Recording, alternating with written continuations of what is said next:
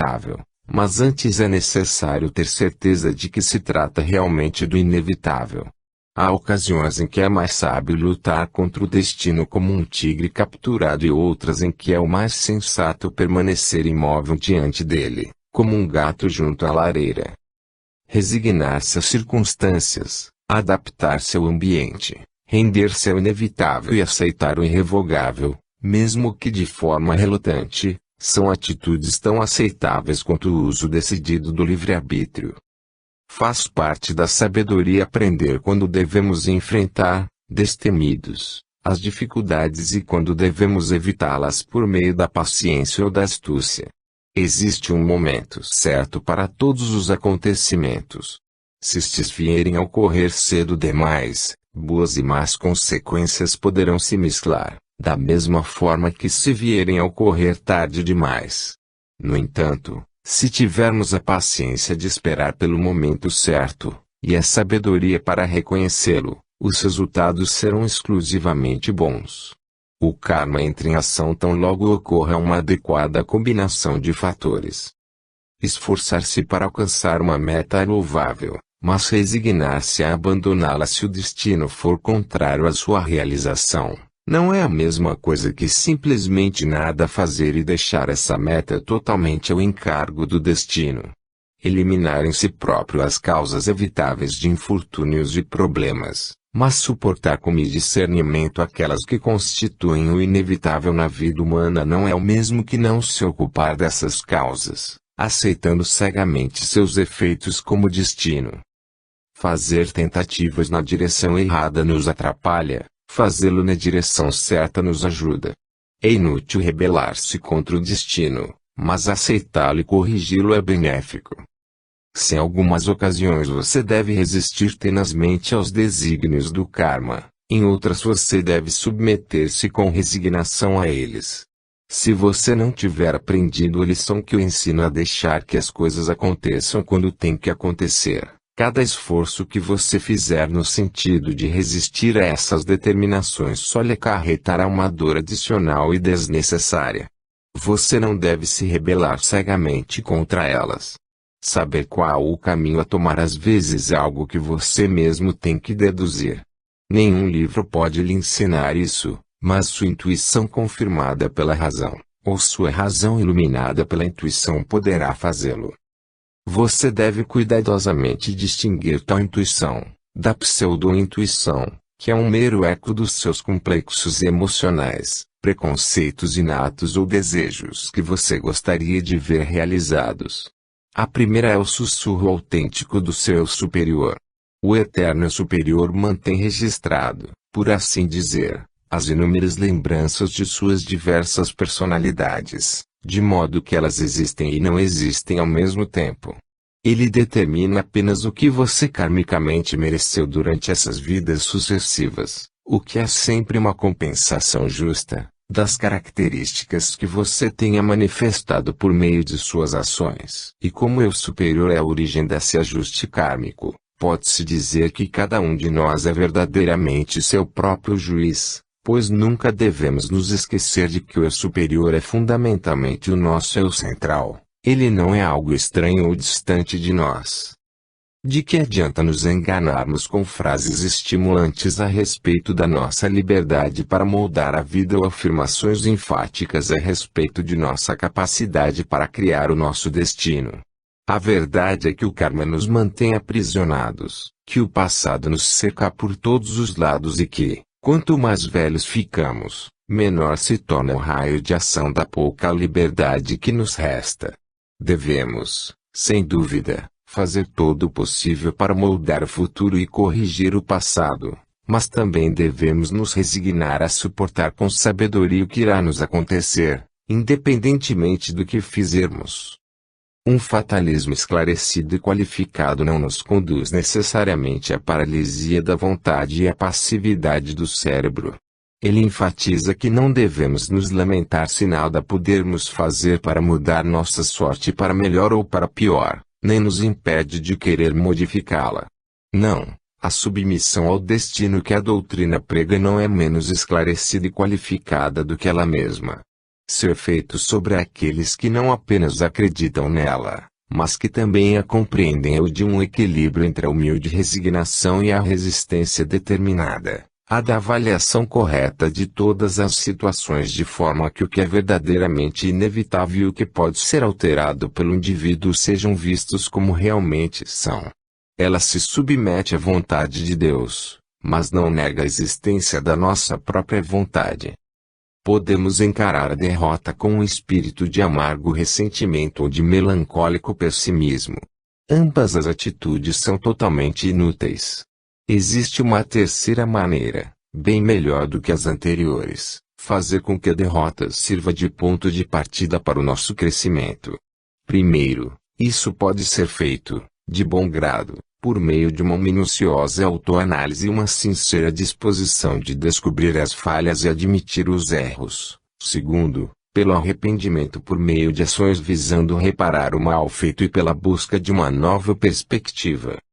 Se as obrigações kármicas tiverem de ser cumpridas, isso pelo menos não será feito em total ignorância, mas sim com resignação em vez de ódio, e com esperança de uma realização mais elevada.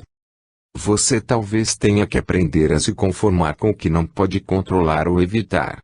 Isso é resignação, que é o verdadeiro significado de Islã, religião dada ao mundo por Maomé.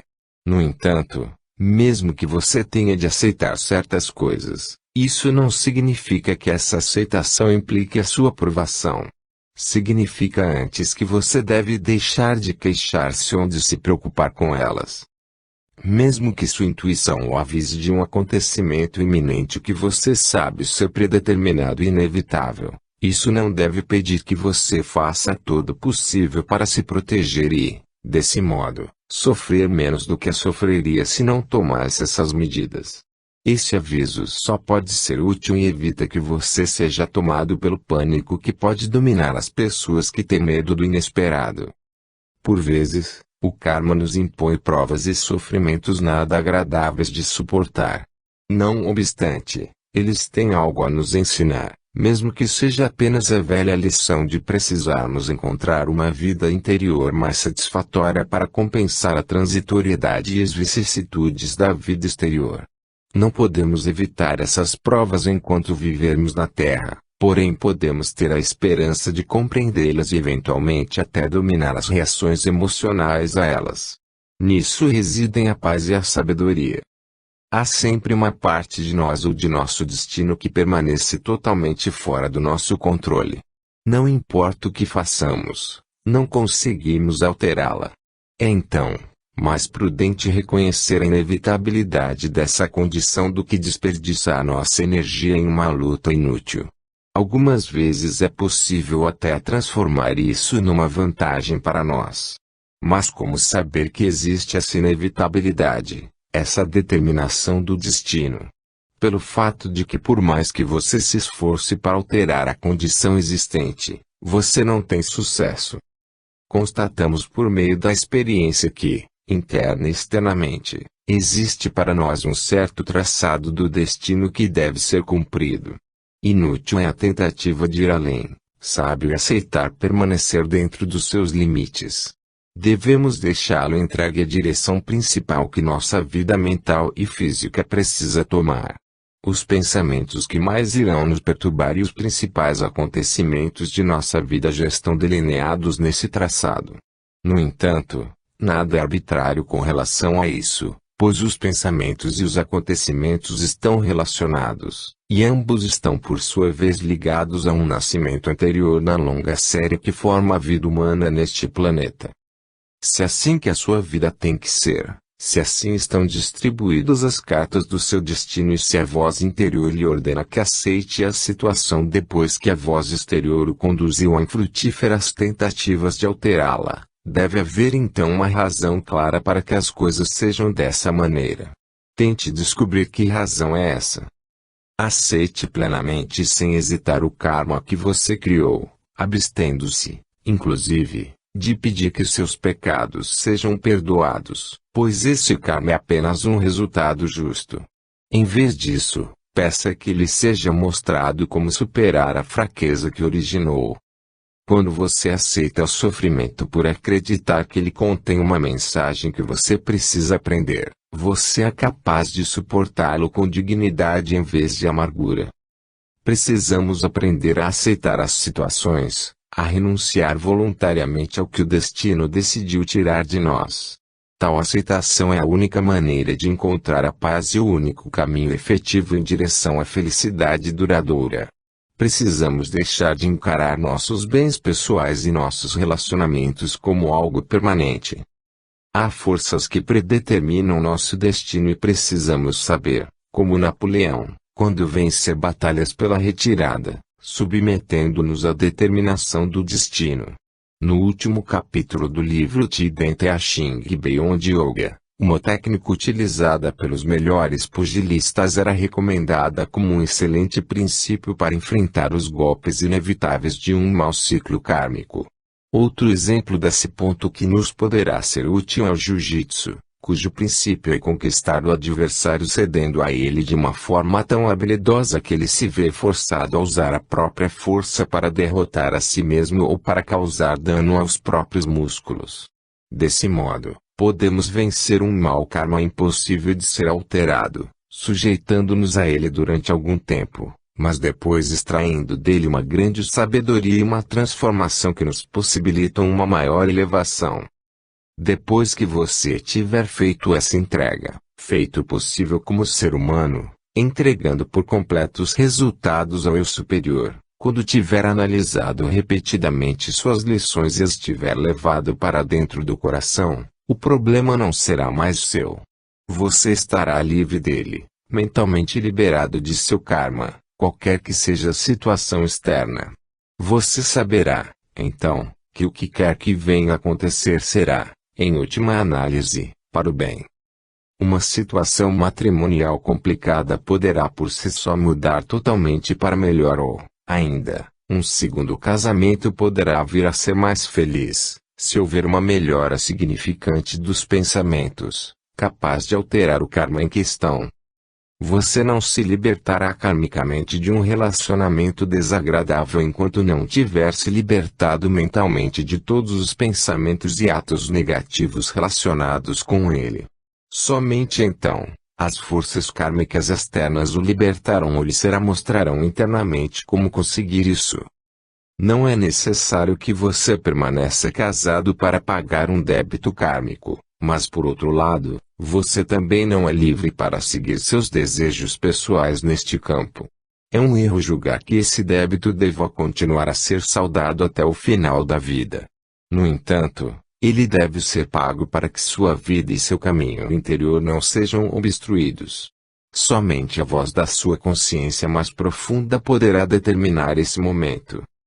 Não raro as situações próprias da vida familiar reúnem duas almas cujo relacionamento kármico não é de amor e sim de inimizade. Elas podem ser reunidas como irmão e irmã, ou mesmo como marido e mulher.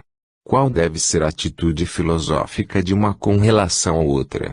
Se tomarmos um exemplo concreto e considerarmos o caso de uma discórdia conjugal, sem preconceito com relação aos métodos práticos como a separação ou o divórcio, por vezes necessários podemos dizer que o parceiro esclarecido deve encarar o outro, primeiro, como um agente revelador que define claramente seus defeitos e, segundo, como um laboratório onde ele pode fazer experiências, visando a erradicação desses defeitos.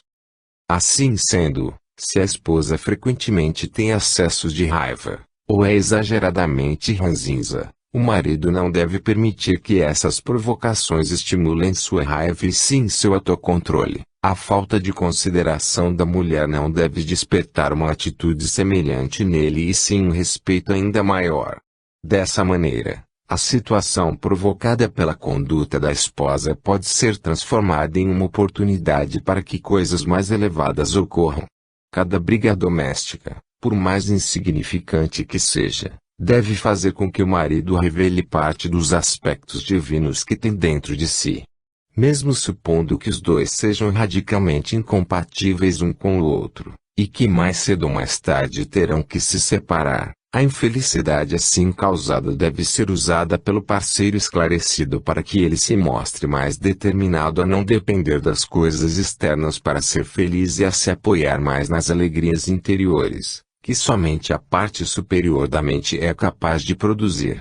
Além disso, o parceiro esclarecido deve fazer o outro compreender que este está expiando um karma passado que foi adquirido pela impulsividade, pela ignorância ou paixão. 5. O karma e a grande libertação. Os privilégios da iluminação só podem ser justificados com base no karma, como intuiu o poeta: o que é meu, virá a mim. Assim como temos que olhar para o mundo de duas maneiras, percebendo seu significado imediato e supremo, também precisamos alcançar a iluminação de duas maneiras, por nossos próprios esforços criativos e pela graça. Ninguém é excluído do primeiro toque da graça que nos coloca no caminho da busca. Todos podem recebê-lo e, no final, todos o recebem. No entanto, vemos em toda parte inúmeros indícios de que a pessoa não estará pronta enquanto não tiver uma certa experiência do mundo, suficientes frustrações e desapontamentos que a obriguem a fazer uma pausa e tornar-se mais humilde. Alcançar a consciência do eu superior é algo que só pode acontecer por meio da graça. No entanto, existe uma relação entre isso e o esforço que o precedeu, muito embora essa relação não seja exata, definitiva e universalmente válida. Os aspirantes que dependem exclusivamente do próprio esforço para sua evolução sentirão um dia a necessidade de que um poder externo lhes conceda o que não conseguem obter por si mesmos. A tarefa que tomaram a seu cargo não pode ser perfeita ou completamente realizada apenas por eles. Assim, acabarão por ter de se ajoelhar e suplicar a graça. O ego não pode salvar a si mesmo. Por quê? Porque secretamente ele não deseja essa salvação, pois ela representaria sua extinção. Assim, a não ser que você obrigue o ego a invocar a graça, todos os seus esforços trarão apenas um resultado parcial, jamais um resultado plenamente satisfatório. Aqueles que afirmam que a ideia da graça viola o conceito da lei universal não a examinaram com a devida profundidade. O que ocorre é exatamente o oposto, ou seja, a ideia da graça satisfaz a lei do esforço individual da mente, na qual eles acreditam, complementando-a com a lei da atividade da mente universal que existe dentro de cada pessoa e na qual eles também deveriam acreditar. Deus não pode ser separado da humanidade, pois esta não vive no vácuo. O destino do ego é ser elevado até o eu superior, e nele se extinguir, ou mais corretamente, nele transcender a si mesmo. No entanto, como o ego não dará de bom grado fim à própria existência, um poder externo precisa intervir para realizar essa elevação. Esse poder é a graça e essa é a razão pela qual a descida da graça é imperativa. Apesar de toda sua aspiração e orações, apesar de suas afirmações e autorrecriminações, o ego não deseja a ascensão final. O esforço pessoal constante pode diminuir o egoísmo, mas não eliminá-lo. Esse ato final é impossível porque o ego não cometerá de boa vontade o suicídio. O que o esforço individual pode fazer é preparar o caminho para uma outra força capaz de aniquilá-lo, tornando assim a operação oportuna e passível de ser bem-sucedida. Além disso, esse esforço melhora a inteligência, a intuição e o caráter, além de preparar o indivíduo para atrair essas forças. Estas nada mais são do que o perdão, a cura e, especialmente, os poderes transformadores da graça. De que maneira pode o esforço individual do ego proporcionar a grande iluminação? Ele só pode abrir o caminho para ela, purificar os veículos e remover as fraquezas que impedem sua manifestação. Mas a luz da sabedoria é própria do ser mais profundo, a alma, e, portanto, somente ela pode trazer essa luz até você. Como pode o ego dar ou alcançar algo que pertence ao eu superior? Ele não pode. Apenas o divino pode dar o que é divino, ou seja, a iluminação só pode ser alcançada por meio da graça, por mais que você se esforce para isso. Somente quando seus esforços o tiverem levado a um certo ponto, eles serão postos de lado ou aos poucos afastados por um outro poder, seu superior. O que realmente acontece é que a energia ou poder que você está usando se ativa espontaneamente e é isso que lhe possibilita agir e atingir seu objetivo. O ponto mais importante é que o poder ativo não é a sua vontade sim uma visita direta do que podemos chamar de graça. Essa experiência do poder superior ou eu superior é intensamente sentida. A inércia espiritual, que faz com que a maioria das pessoas não se interesse pela busca, é algo que elas não procurarão superar por iniciativa própria. A vida, portanto, deve fazer isso por elas. Seu principal método é infligir a elas a dor, a perda, o desapontamento, a doença e a morte. Mas essas adversidades não são arbitrárias e sim causadas pelo karma, são intermitentes e não contínuas, entremeadas de alegrias e não totalmente desalentadoras. Por esse motivo, o resultado tarda a aparecer. Em certos casos, quando uma pessoa destinada a um grande avanço no caminho espiritual voluntariamente se recusa a ingressar nele ou adia esse ingresso para um período posterior, o eu superior com frequência toma parte ativa no jogo e libera o karma de ambições frustradas, esperanças não concretizadas e até de uma doença. O caminhante então, desesperado, angustiado ou atormentado, bebe da taça da renúncia voluntária ou veste os trajes maltrapilhos da abnegação. A força do seu ego diminui em função do sofrimento. Seu verdadeiro inimigo no caminho é o ego, pois ele é a causa tanto do sofrimento material quanto da angústia mental, bloqueando também o portal para a verdade. Quanto mais o curso dos acontecimentos o deprime, mais ele aprende a sair da depressão entregando-se à contemplação espiritual. Para o adepto do misticismo, encontrar dessa maneira uma paz temporária é suficiente, mas para o adepto do misticismo filosófico, isso não basta. Este último precisa inserir na sua contemplação a reflexão sobre o significado do que lhe aconteceu. Depois de alcançar essa percepção impessoal, ele poderá contemplar o seu passado e compreender o porquê de tudo isso ter acontecido. Além do karma pessoal, a ação do seu karma jamais terminaria se seu egoísmo também não chegasse ao fim. Seria um círculo vicioso do qual seria impossível escapar. Mas, quando o sentido de individualidade, que é a causa e a essência do karma, é abandonado, o karma não cumprido também o é. Há dois tipos de imortalidade, enquanto o eu inferior domina a consciência. O primeiro é a infindável evolução do ego que gradualmente se desenvolve por meio de suas múltiplas manifestações. O segundo é a verdadeira imortalidade do eterno e imutável eu verdadeiro, ou eu superior, que é eternamente subjacente e que sustenta esse ego. Minha referência ao fato de que não devemos nos agarrar ao ego significa simplesmente que precisamos aprender a arte de liberar o que é transitório em nós mesmos e em nossa existência, ou seja, o que só pode sobreviver temporariamente.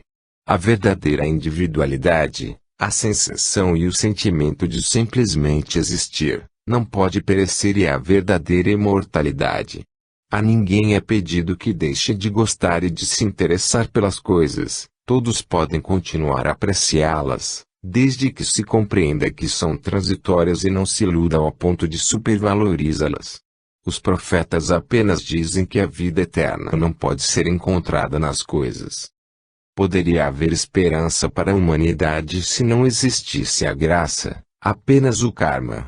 Se foi preciso tantas eras para acumular o fardo kármico que hoje carregamos, será preciso um período de tempo semelhante para nos desembaraçarmos dele.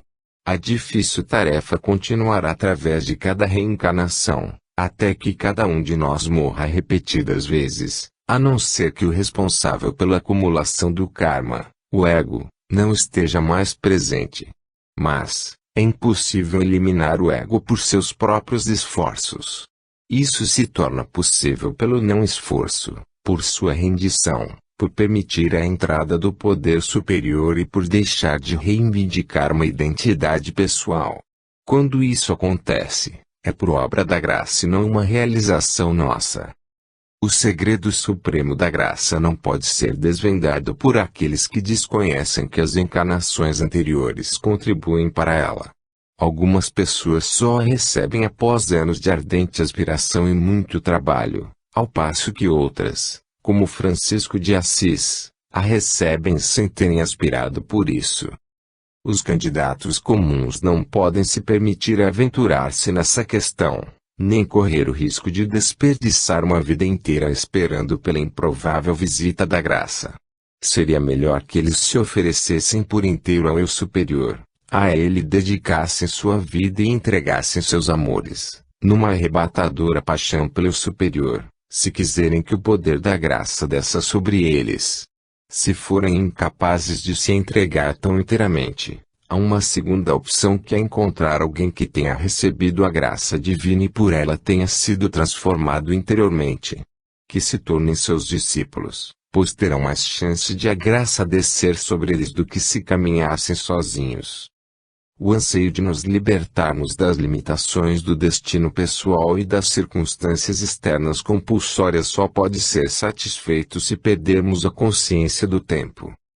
É extremamente perigoso adotar uma atitude passiva de suposta submissão da nossa vontade, atitude essa frequentemente assumida por um grande número de místicos e religiosos fanáticos.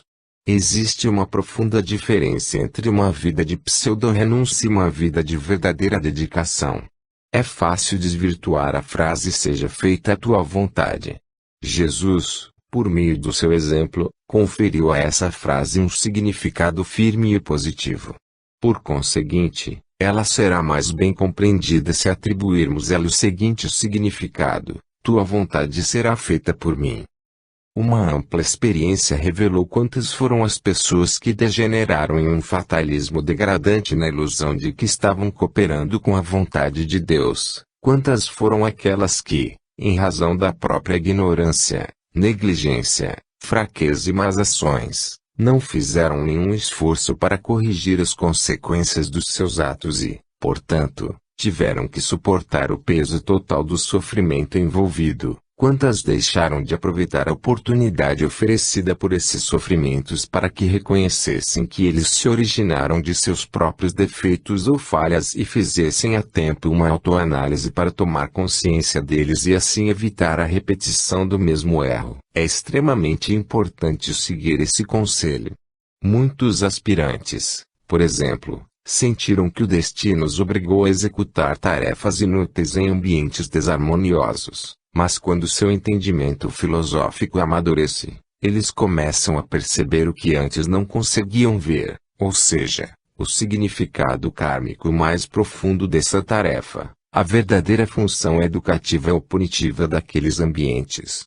Quando percebem tudo isso, podem iniciar o trabalho de libertar-se, e devem fazê-lo por respeito a si próprios.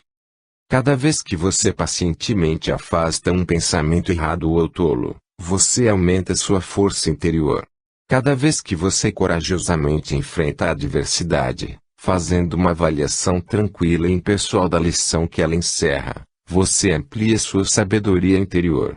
Aquele que, de forma sábia e com autocrítica procede pode, então, seguir adiante, com segurança exterior e interior, esperançoso e sem temor, pois, agora está consciente da amorosa proteção de seu superior.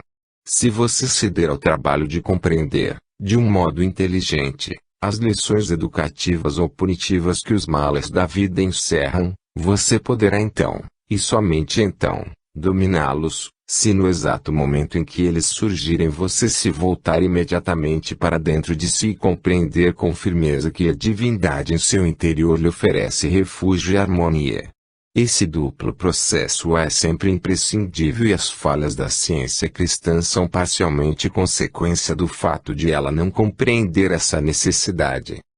Por meio da graça, os erros passados podem ser perdoados para que a cura atual possa ser aceita. Na alegria dessa graça, o sofrimento por antigos erros poderá ser banido para sempre. Não volte ao passado, viva apenas no eterno agora, em sua paz, amor, sabedoria e força. Ao entrar em sintonia com a consciência do superior, você se verá compelido a abandonar sua posição anterior de livre-arbítrio e livre escolha, pois você não mais existe apenas para agradar ao ego. O fator regulador é agora o próprio superior. Suas tendências inatas ainda podem estar presentes por algum tempo, pois elas constituem seu karma, mas a graça as mantém sob controle. Quem agir de modo a se tornar tão maleável a ponto de entregar sua vontade pessoal ao eu superior precisa necessariamente se desapegar interiormente das consequências pessoais de suas ações. Esse desapego é essencial, quer essas consequências sejam agradáveis ou desagradáveis. Ele liberta a pessoa do poder do karma, que não mais consegue apanhá-la em sua rede, pois ela não está presente. Sua consciência emocional que precede qualquer ação é sempre iluminada e caracterizada pela sublime serenidade, enquanto a consciência emocional da pessoa não esclarecida pode ser caracterizada por motivos tais como desejo de ego, ambição, medo, esperança, ganância, paixão, aversão e até mesmo ódio, e todos eles geram karma. A quietude da mente só poderá instalar-se se pagarmos um preço por ela, e parte desse preço é nos libertarmos da excessiva dependência das coisas externas. A mente precisa livrar-se de ansiedades e preocupações em vez de entregar-se a elas em impotente submissão. Isso servirá para invocar as forças protetoras e com elas colaborar. Toda a mágoa que nutrimos com relação a outras pessoas deve ser banida. Devemos dar amor, seja ele retribuído ou não, e devemos dá-lo igualmente aos fracos e aos fortes.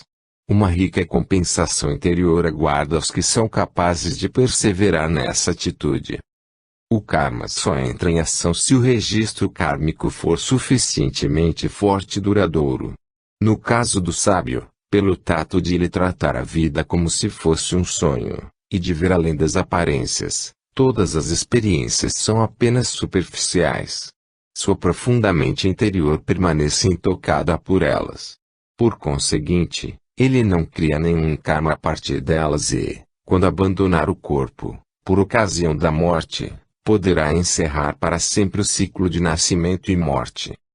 Se você puder agir com atenção e ao mesmo tempo desapegar-se dos resultados das suas ações, se puder desincumbir-se de suas responsabilidades ou cumprir suas obrigações sem se deslumbrar com sucesso ou se desesperar com o fracasso, se for capaz de viver no mundo, desfrutar seus prazeres e suportar seus sofrimentos, e mesmo assim permanecer resoluto na busca do que transcende o mundo, então você se tornará o que os indianos chamam de karma yogi e os gregos de homem.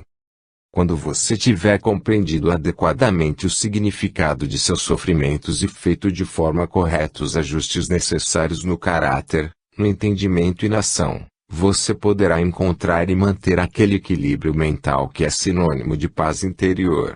Ao tornar suas essas verdades, você passará a enfrentar com firmeza as dificuldades da vida e com serenidade a inevitabilidade da morte.